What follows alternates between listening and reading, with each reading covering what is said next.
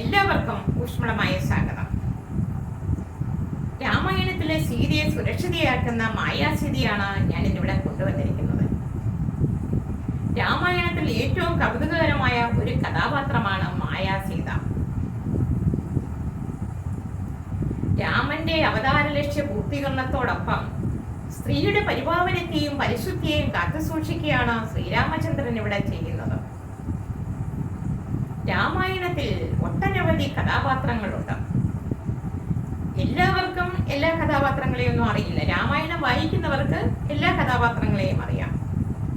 രാമായണത്തിന്റെ ഉൾക്കാമ്പിലേക്ക് നമ്മൾ കടന്ന് ചെല്ലുമ്പോൾ ഒട്ടനവധി കഥാപാത്രങ്ങളും ഒട്ടനവധി സംഭവ വികാസങ്ങളുമുണ്ട്.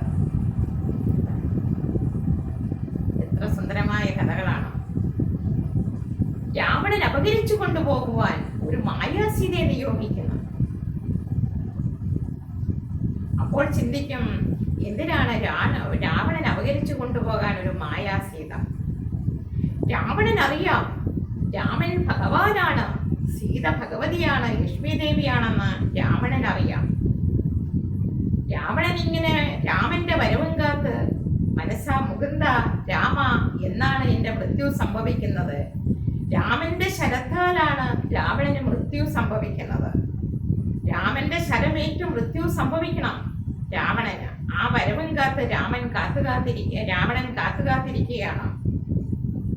രാമ മുകുന്ദ ഭഗവാനെ എന്നാണ് രാമൻ ലങ്കയിലേക്ക് വരുന്നത്. രാമന്റെ ശരമേറ്റ് മൃത്യു സംഭവിക്കണം, രാവണന് മോക്ഷം കിട്ടണം. മോക്ഷം കിട്ടിയാൽ മാത്രമേ വൈകുണ്ഠത്തിലെത്താൻ കഴിയുള്ളൂ. എന്നിട്ട് വേണം വൈകുണ്ഠം രാവണന് കിട്ടുമെന്നുള്ള ലക്ഷ്യത്തോടു കൂടിയാണ് ഇത് ചെയ്യുന്നത്. രാവണൻ ചിന്തിക്കുകയാണ്, ശ്രീരാമചന്ദ്രൻ ലങ്കയിലേക്ക് വരുന്നില്ലല്ലോ, അപ്പോൾ അതിനെന്താണൊരു വഴി? അങ്ങനെ ചിന്തിച്ചപ്പോൾ കിട്ടിയതാണ്. സീതയെ അപഹരിച്ചു കൊണ്ടുപോന്നാൽ രാമൻ ലങ്കയിലെത്തും. ആ കോപത്താൽ മൃത്യു സംഭവിക്കും. എനിക്ക് രാമന്റെ ശരത്താൽ എനിക്ക് മൃത്യു സംഭവിക്കുമെന്ന് രാവണൻ കരുതി. കേട്ടിട്ടില്ലയോ, രാവണൻ കൈലാസത്തിൽ പോയി കൈലാസം പിടിച്ചടക്കാൻ നോക്കിയത്. അപ്പോ രാവണന്റെ നിർദ്ദേശപ്രകാരം മാരീചൻ പൊന്മാനായി വന്നതറിഞ്ഞോ ശ്രീരാമചന്ദ്രൻ സീതയോട് പറയുന്നത് ഇങ്ങനെയാണ്: പിഷ്യരൂപേണ വരുമന്തികേ ജനകജെ, മായാ സീതയെ പർണശാലയിലിരുത്തിയിടുക, വാഹിനി മണ്ഡലത്തിൽ മറഞ്ഞു വസിക്കുക. രാവണവധം കഴിഞ്ഞു വരുമ്പോൾ പരിശുദ്ധി തെളിയിക്കുവാൻ മായാസീത അഗ്നിയിൽ പ്രവേശിക്കും, അഗ്നിയിൽ ചാടും. അഗ്നിയിൽ നിന്നും സീതാദേവി വരുന്നതാണ്. കേട്ടോ, രാമായണത്തിലെ എത്ര മനോഹരമായ കഥാപാത്രമാണ് മായാസീത.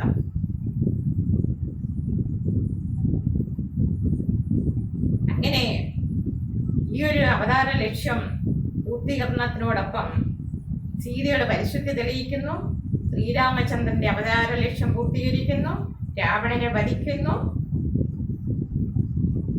അങ്ങനെ ഞാൻ ഒട്ടനവധി കഥാപാത്രങ്ങളുമായിട്ട് ഞാൻ നിങ്ങളുടെ മുന്നിൽ എത്തുന്നതായിരിക്കണം. ഗരുഡ പുരാണം, സ്കന്ദപുരാണം, ദേവീ മഹാത്മ്യം, ശിവപുരാണം, ഗീത, ഭാഗവതം, ഇതിനകത്ത് എല്ലാം ഉൾക്കാമ്പിലേക്കുള്ള സുന്ദരമായ കഥാപാത്രങ്ങളുമായിട്ടായിരിക്കും ഞാൻ നിങ്ങളുടെ മുന്നിൽ എത്തുന്നത്. എല്ലാവർക്കും ഇഷ്ടപ്പെട്ടിട്ടുണ്ടാവും. സപ്പോർട്ട് ചെയ്യുക. നന്ദി, നമസ്കാരം.